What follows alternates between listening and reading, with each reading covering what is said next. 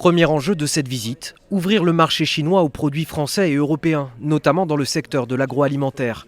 Et pour cause, on importe de la Chine davantage que l'on y exporte. Elle représente le premier déficit commercial de la France, près de 30 milliards d'euros par an. Pour y remédier, Emmanuel Macron doit signer sur place une quarantaine d'accords. Parmi les plus importants, l'un concerne le respect des indications géographiques protégées. Elle certifie l'origine des produits européens sur le marché chinois, comme par exemple les vins et les fromages français. L'autre accord concerne la protection des investissements étrangers en Chine. Pas question pour la France et l'Europe d'entrer dans le jeu de la guerre commerciale sino-américaine. Ce n'est pas à vous que j'apprendrai que nous sommes dans un contexte international qui est de plus en plus bousculé.